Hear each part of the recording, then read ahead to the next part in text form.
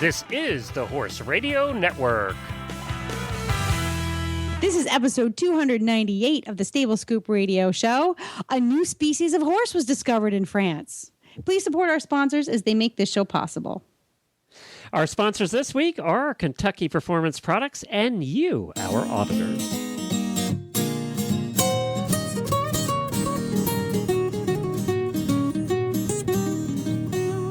Welcome to the Stable Scoop, with weekly shows delivered right to you.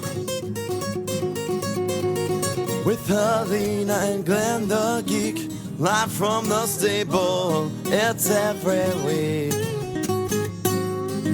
They'll bring you the news through hail or high water, while using their tails as their own fly swatters. So sit on down and laugh till you poop, cause it's time again for the Stable Scoop. Stable Scoop. The Stable Scoop. Stable Scoop. This is Glenn the Geek. And this is Helena B. And you're listening to the Stable Scoop Radio Show on the Horse Radio Network. Well, howdy, Helena. Howdy, Glenn. I'm so excited about this new discovery. There's a new species in France? What is this? I'm never going to hear the end of this, am I? Nope. Just keep adding me to the blooper reel, baby. Thank you, Helena, for joining us on Horses in the Morning. She was our celebrity for Celebrity Trivia yesterday, and you lost. I did. Yes, some celebrity. Some celebrity. I'm going to be on the B list. You were funny, though. That was the important part. Yeah, I didn't win anybody anything. Yeah, but my poor charity's the listener won. The listener, my poor charity's like, we don't want you. You'll never represent us again. We're glad to be back. Last week we had a kind of a best of episode, and we're back here again this week. Back from Rolex and sort of recovered and ready to get back to normal here.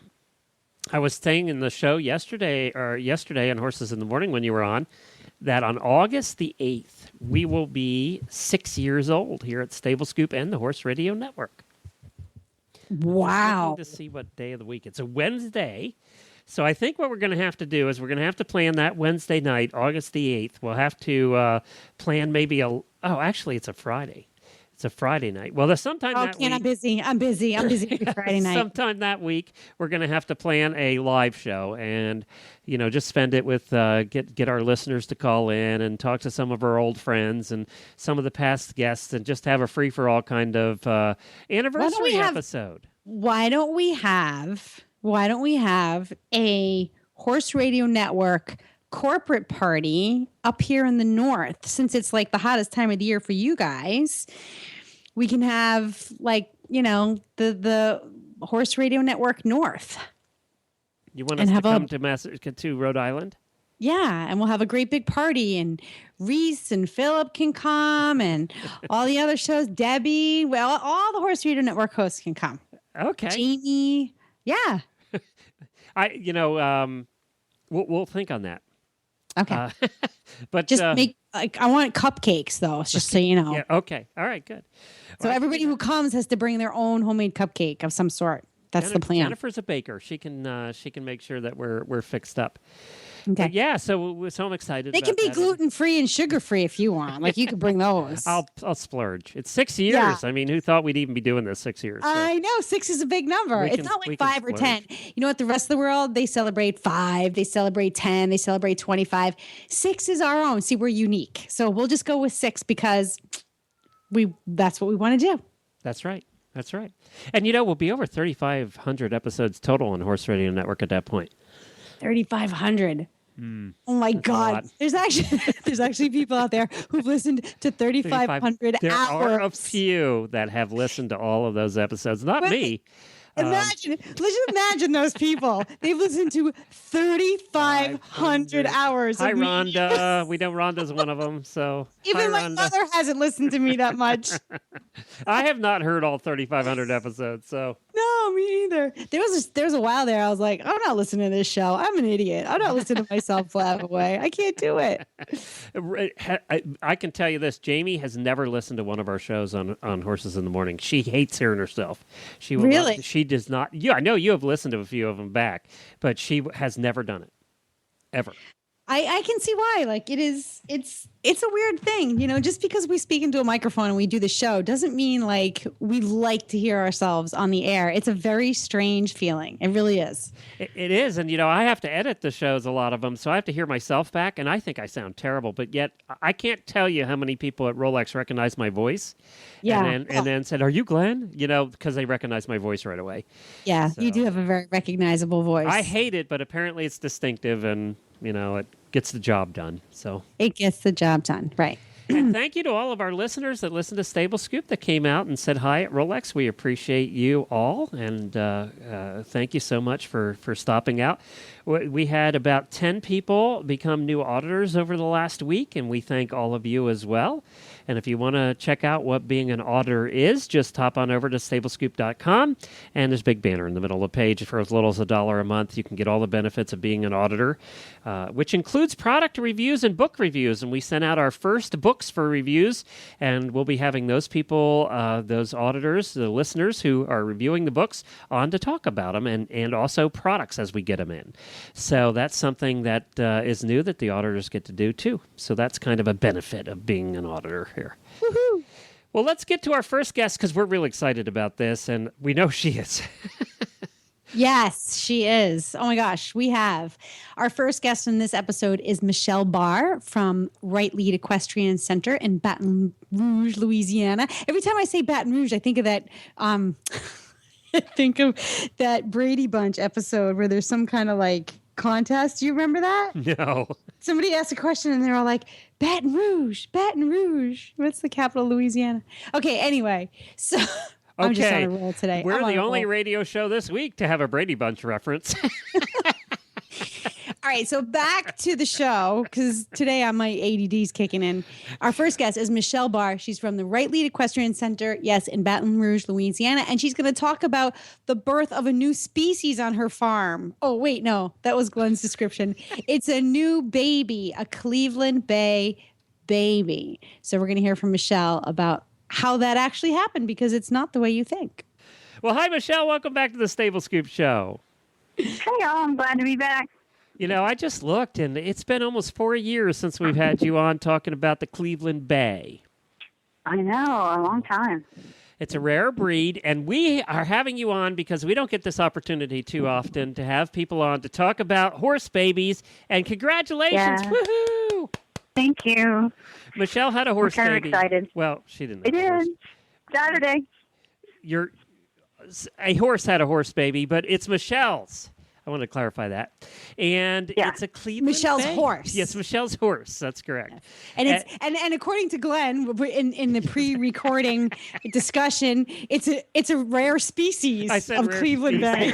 Species. No, it's not a rare species. Ladies and gentlemen, this is a public service announcement. The Cleveland Bay species I gave it a new designation, okay? Is rare. Okay. Rare. The Rare Breed Trust is going to call you.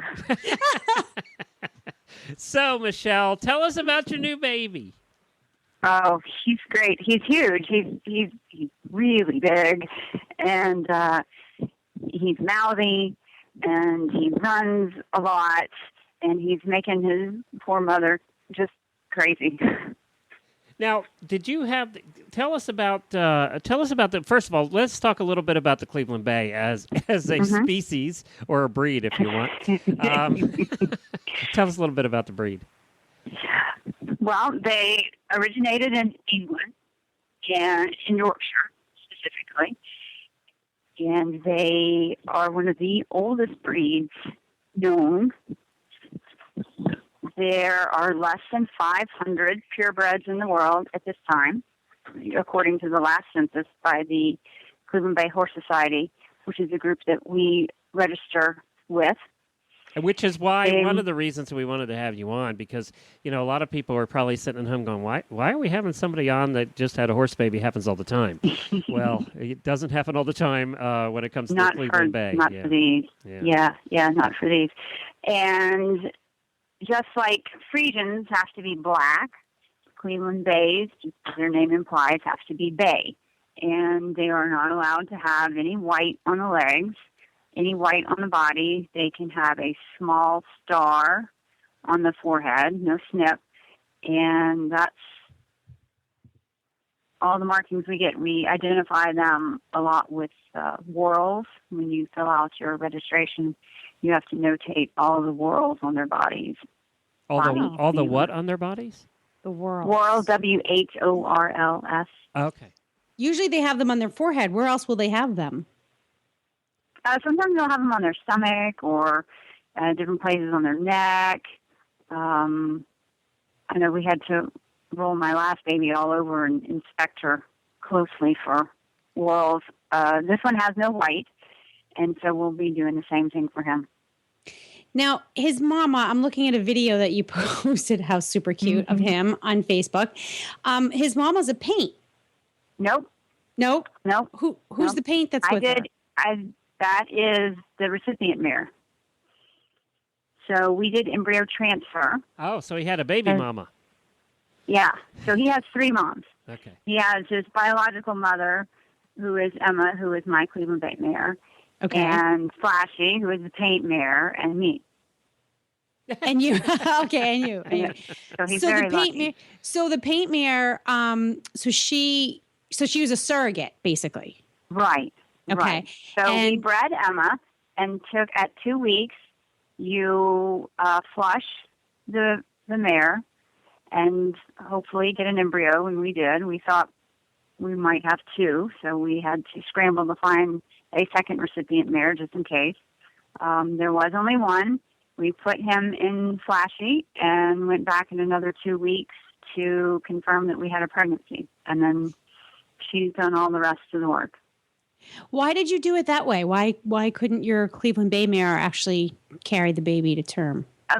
Emma's a working girl, and she's not little mother material that way.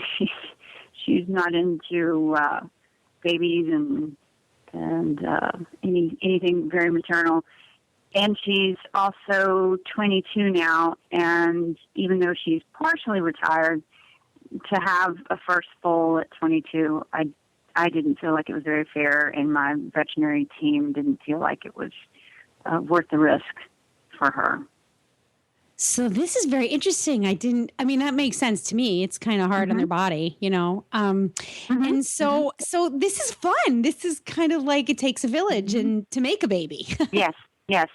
So, and this is our second recip. I did embryo transfer with Emma the first time. This first reason still being the same, and the second reason, I just didn't want her to have any downtime. She was competing at the time, and I had access to this mare, and it was something we could do. We're right down the street from LSU. They have a fantastic stereo team. Dr. Lyle has done this with only 1 recip both times, and we've had a healthy foal on both of those occasions. So, Now, did we say whether this was a filly or a colt? This is a colt. Colt, yay! A colt. Yeah. He's a baby boy. He's super cute. Watching him trot the fence line. Oh my God. Yep, his legs are so long. His legs. His legs are as long as mine. He looks pretty balanced for a little baby. Well, I'm glad you said that, because I thought that too, but I could just be not seeing clearly. Yeah.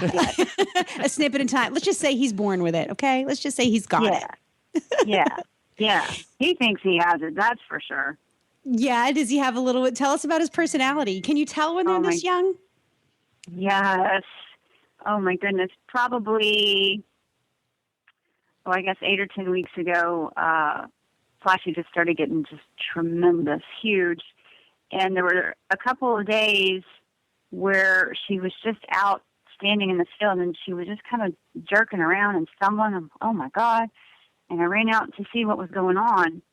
and it looked like the baby was on a trampoline or something. He was in there, and he was just literally knocking her off of her feet.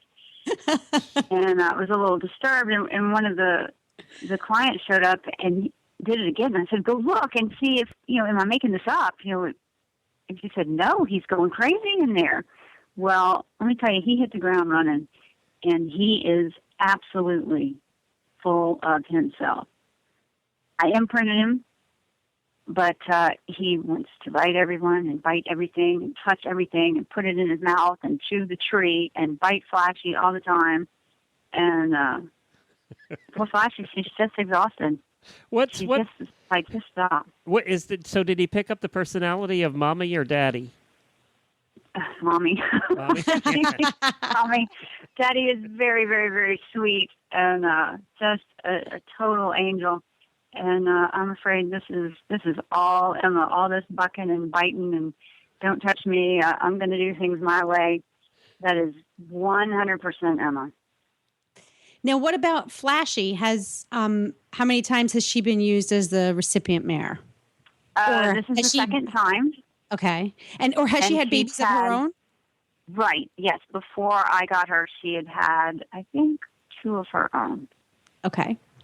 Well, judging by the video, she seems to be pretty good at it. Yeah. Yeah. She definitely has that okay little boy thing going on. Yeah. She's got it. Yeah, and she's, she doesn't want just anybody out there fooling with him, and I certainly don't let just anybody in. But even she and I had to have a little talk about, all right, it's okay for me to come in here, and I can touch him, and you just need to relax a little bit. So we've all come down, 10 or 15 levels and relaxed a little bit since Saturday because, my thoroughbred gelding was just beside himself. He loved babies so much. He would just love to have his own. And my German mare on the other side of the paddock was interested. Emma's not at all interested. She doesn't care. She hasn't even looked at him. All the people were wound up tight and excited. So we're all starting to come down a little bit, and things are relaxing. Okay. Getting into a more relaxed place. I was just going to say, I got the, on my text, on my phone, you sent out a text to, I think, everybody that had an address in your phone. And sent the pictures, and I was at Rolex on Cross Country Day, and my phone kept going ding, ding, ding, ding, ding, ding. Oh, ding, sorry. Ding. Sorry. And it was everybody replying with congratulations to Michelle. Yeah, sorry. I didn't think about that. That's okay, I don't Mama. know how, we understand. I follow the Right Lead Equestrian Center on Facebook, and none of this stuff is like popping up in my newsfeed. So now, of course, I'm like clicking around, drooling over all these images, and the whole story of this yet to be named baby just has unfolded beautifully. You chronicled it so nice. But I have a question about Flashy. Yeah. She looks really good. Like, how fit was she before she went into pregnancy? Because she looks super fit now. Tell us about her. I know she lost a bunch of weight immediately. I just really try to keep the mares looking good. And I've had arguments with vets about this. I really don't like them to just end up run down just because they're pregnant and ribby and looking, poor. I just don't find that to be necessary. She actually, the last time she worked, and she really doesn't work much. Now that she's had this baby, she's going to have to get a legitimate job. He's out running. He's just so cute. I can't stand it. I'm going to have to go inside so I can concentrate and talk to y'all. He's bucking. Okay, I can't look. So Flashy was just really getting started under saddle. She had done some work when she was younger. And the lady that had her had fallen and got hurt, and Flashy got passed around a little bit and never really finished her training. So she's got some homework to do when baby is weaned. But she was not terribly fit. She wasn't in work. Mine are out all the time, and they can move around, and just be horses, and I find that does a lot for them. for any horse. Michelle, we have to let you go, but it's Right Lead Equestrian Center. It's rightleadequestriancenter.com, or if you want to see the cute pictures, just look up Right Lead Equestrian Center on Facebook. That's probably the best way, right? Yep. Yep. And That's we're going to the way. post a picture on our show notes page, too. That's Okay. going to be our picture. I love the one of Mommy snuzzling up the baby after he was born. Yeah. So we'll use that one, and we'll make sure everybody gets to see this rare Cleveland Bay baby. Yep. Very good. And Michelle, Thank you. I think everybody that owns a Cleveland Bay in the entire world has congratulated you. Just about. It's a very big deal for all of us when there's a new baby. And we all like to, of course, see just how big the ears are when they're born. Aww. Thank you, Michelle. Congratulations. All right, Michelle. thank y'all. You can count on Kentucky Performance Products to provide scientifically formulated, research-proven products that target specific challenges facing your horse. In the spring and summertime, one of those challenges is the heat. Horses sweat, and when they do, they lose critical electrolytes that play a major role in optimal performance. Loss of electrolytes can cause fatigue, muscle weakness, and dehydration. Horses offered supplemental electrolytes have less stress-related problems. They rebound from exercises sooner and return to feed quicker after exercise. Summer Games electrolytes from Kentucky Performance Products were developed for the elite athletes competing at the 1996 Atlanta Olympics. Its research-proven formula replaces the electrolytes and trace minerals lost when horses sweat. Its concentrated low-sugar formula provides more electrolytes per dose than many leading brands.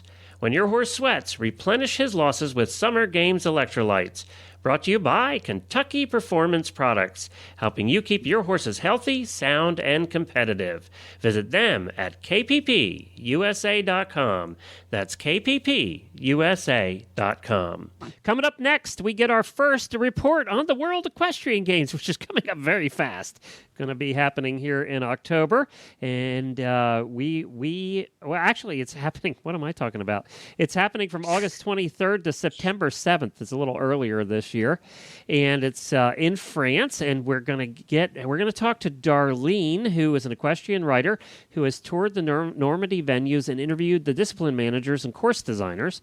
She was executive editor for the All-Tech FEI World Equestrian Games in Lexington in 2010, and will be reporting from Normandy for numerous publications. I got to know her when we did the World Equestrian Games radio show for the 2010 games.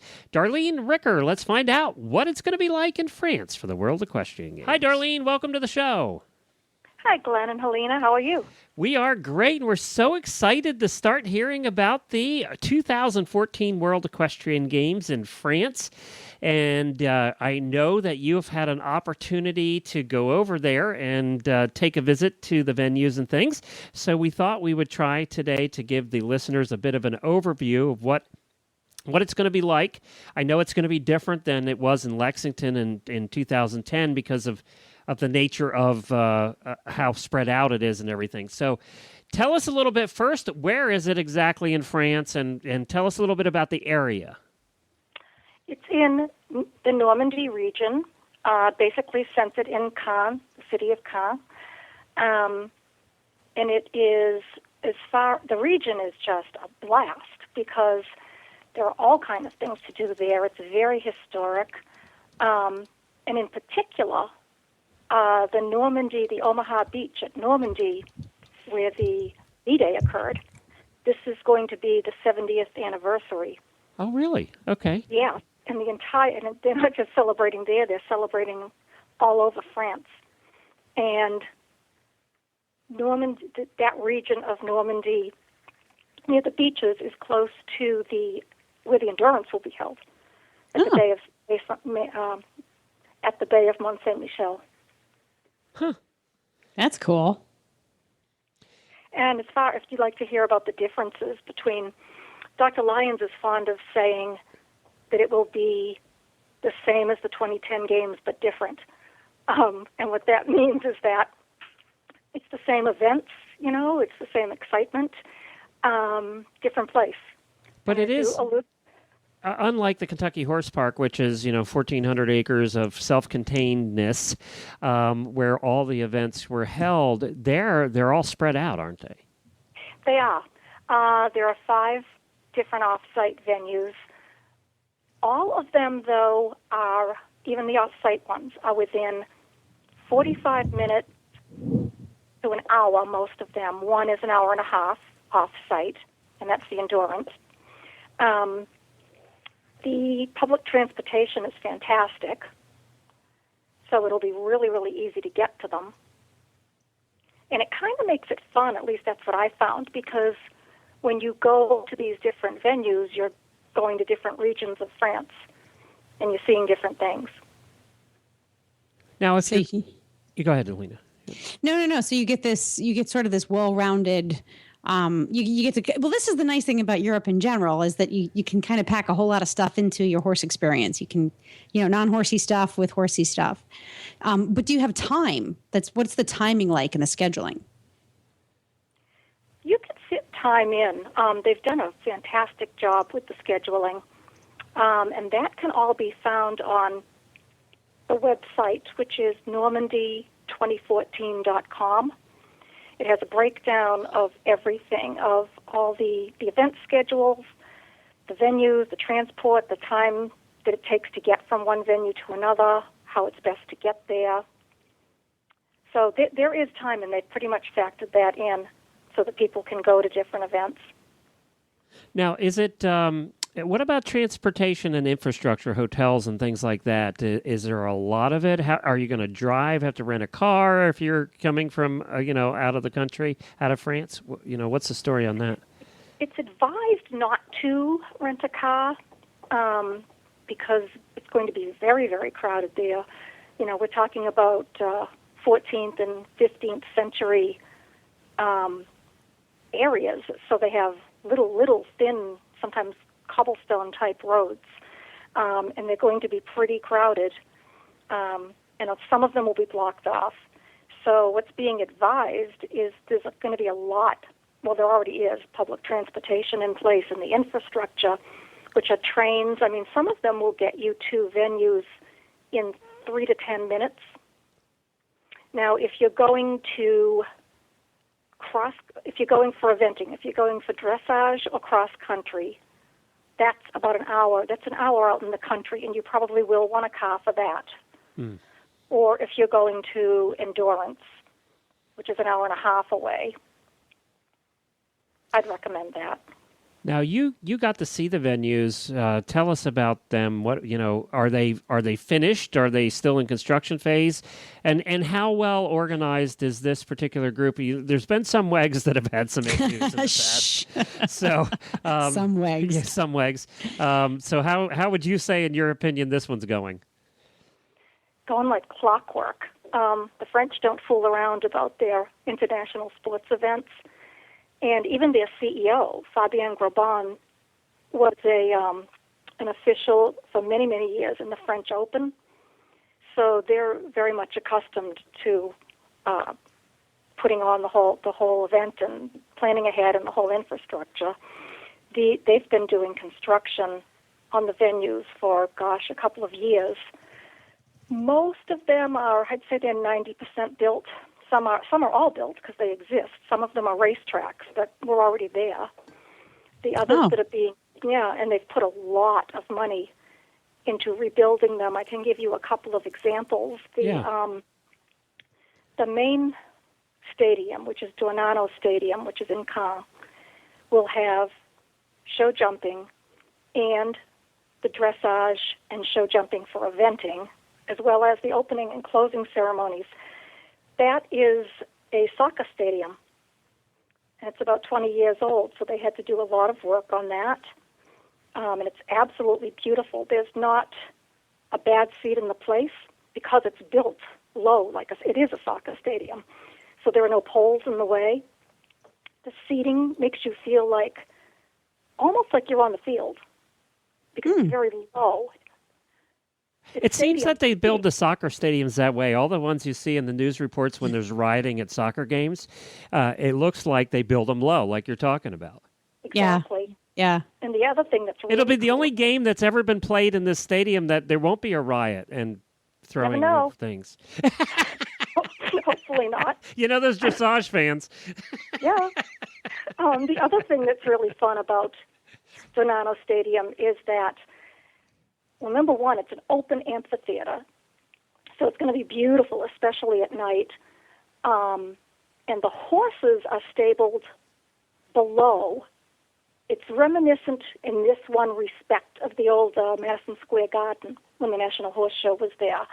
The horses will come out through a tunnel, through a very dark tunnel, and all of a sudden, they're hit with the floodlights and the spotlights and the sound and everything. So that's going to be quite something. Very dramatic. For some horses, it's going to be something. Yeah. Exactly. Oh, boy. I can tell you about a couple of the other venues if you like. Sure. Yeah. Let's see. The Exhibition Center, which is in the center of Cannes, is where the reining will be. And that's basically the nerve center of the games because, that is situated right next to the Games Village. And the Games Village itself is 80 acres. And that's where the restaurants and the exhibits and the demonstrations will be. And that center has been completely renovated. And that is very handy. That's right in the center of Cannes. And if you haven't ever looked up Cannes, just go to Google Images and put in CAEN France and take a look. CAEN, what? It's CAEN. Cannes. It is? I thought it was Cannes as in CANNES. No, it's CAEN France, and it's in the Normandy. Yeah, that's the other one, and it's in the Normandy. Tells you how much area. I know. But let me tell you, this is old world Europe. When you see the buildings and the infrastructure, what she's saying about it being narrow streets and everything, this is old world Europe. It is really cool. Hold on a second here. Wow. And you do feel like it is when you're there, don't you? Wow. I want to go. They pronounce it Ka, kind of like K-A-H, Ka. Ka? Oh, okay. Ka. Okay. That's just how it's pronounced, versus Cannes, which is the one in the south where the film festival is. Right. Okay. And as far as old world, Mont Saint-Michel is probably from the year 1000, might even be 800. And that's right on the English Channel. And it's a walled city, and it still exists, and there are little shops and things in there now, but you can go there, although I will tell you it has 365 steps to get there. But once you're in there, you really do feel like you're back in the medieval times, and I found out it wasn't too glamorous then. You think of castles and candles and, well, it was pretty dark and creepy in there, and it was a fortress, so there are little teeny windows for protection.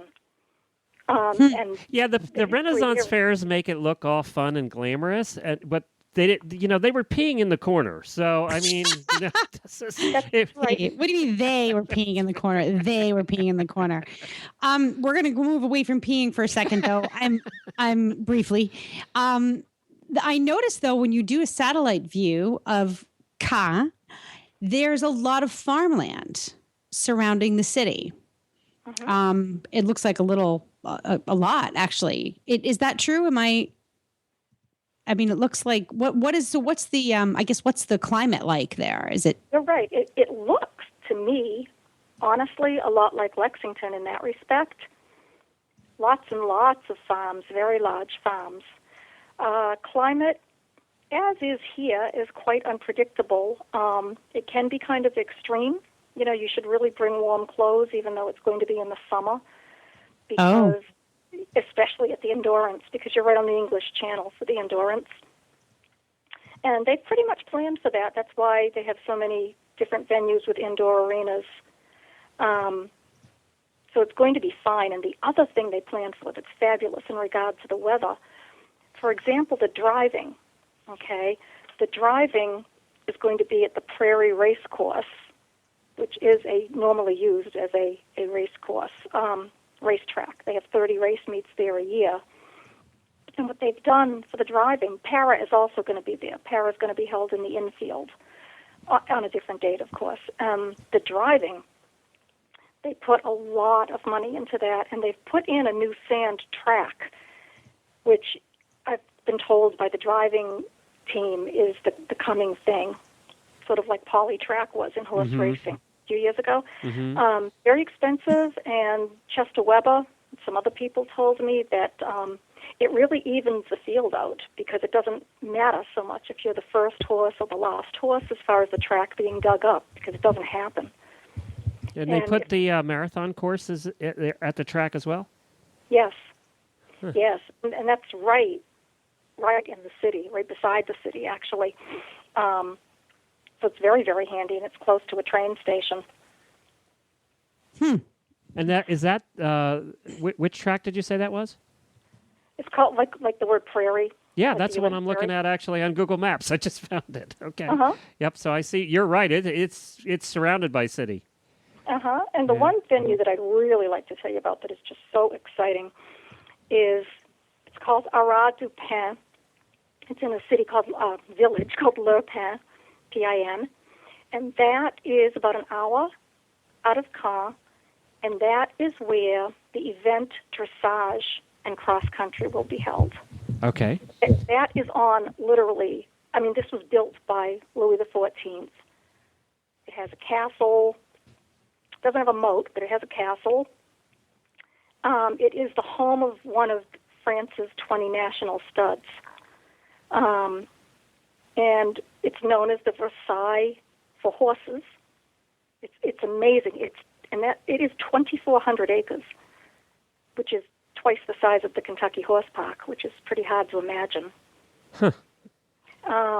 They've put in new dressage arenas, so the backdrop to the dressage is going to be the castle. Oh, that's cool. It's really, the photography opportunities also are going to be amazing. And the cross-country course, gosh, they have put so much work into that, and it's just going to be amazing. They're going to have 3 water complexes, very different style of course design from what we're used to here in the States or what we saw in Rolex last weekend. Because of the terrain, very much. The terrain there is very, very demanding. It's going to be a galloping course. It's going to need a lot of stamina. And Pierre Michelet, who is the course designer, he's designed most of the courses in France, and is also going to be the course designer for the 2016 Olympics, is known for making very, very technical courses, very cross-country courses, lots of angles, lots of skinnies, lots of long gallop stretches in between. So the riders are really having to condition and prepare in a somewhat different way than they have for past World Equestrian Games. Well, it does look, I've been looking at, I know Helena has too. We've been looking at Google Maps and checking out the pictures and everything, and I think this is going to be, it's going to be a beautiful place to have the WEG, if nothing else. And, you know, one of the things I have heard also is that France is really stepping up to the plate and getting it ready right now. As of April 29th, they're saying that there's been 270,000 tickets that have been purchased, and there's 130,000 left. Correct. So there's still plenty of tickets left for anybody that's looking at heading over there. And, of course, Europeans support horse sports much more than we do here in the United States. And there's been 72 nations that have entries, that have indicated that they will have entries in the games, and over 1,000 horses. So I think it should be a lot of fun to watch and a lot of fun to hear about as we go along. Thank you so much, Darlene, for joining us. We really appreciate you giving kind of an overview of the area, and we'll be chatting with you as we go down the line to get more details as you get them as well. My pleasure, Glenn and Helena, and thanks for having me. Do you have a website where people can check out, or are you doing anything on Facebook? I have my own website that has.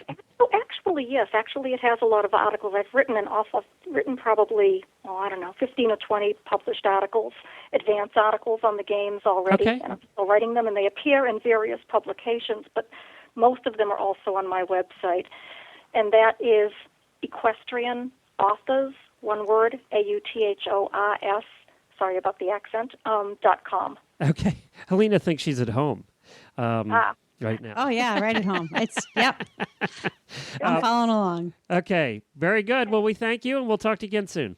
And now it's time for Tack and Habit.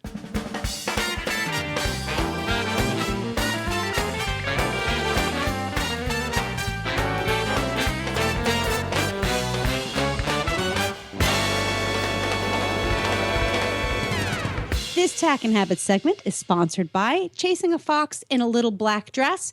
You can find them on Facebook. Just search for Chasing a Fox, where they feature fun and functional apparel for fox hunters and their friends. Chasing a Fox. All right, our Tack and Habit product is a little different this week. And, one of the most beautiful 3-day events in the world, one of the most beautiful is in Kentucky, where I just came from. But one of the other most beautiful is badminton in England. And it's the Mitsubishi Motors Badminton Horse Trials, which is coming up here very quickly. And I got to tell you that this truly is one of the most beautiful venues you will ever see if you've seen pictures of the castle in the back and the backdrop. It is definitely on my bucket list of something I want to do at some point. But they also are one of the best horse shows in the world at new media. They have it down, and they have an app that they started last year and have improved upon this year. And unfortunately, it's only for iPhones. It's only for iOS, iPhones and iPads. But if you want to go get their free app, just search for Badminton Horse Trials on the App Store, and it has it really is cool. They have a special version for the iPad. You can see live results, the live broadcast of radio badminton, which they actually have. They broadcast to a radio station locally. The entire event is brought to you on radio, which is something that we would never see over here. And they have audio and video. They have animated cross-country course. So if you want to see the cross-country course, it takes you through an animated version of the cross-country course. It's so cool.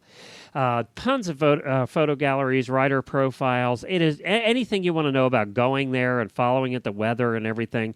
It's just a really, really cool app. They have it so down. I talked to the guy who does their new media last year, and they won awards for their new media. So if you want a really cool app to follow as badminton goes on, which I believe is next weekend, you just search for Badminton Horse Trials in the iOS App Store if you have an iPad or an iPod even. You could do that. So check it out, badminton. It's a real simple one this week. It's just really, really cool. And, I was looking today, too, at something that I thought would be fun being a geek.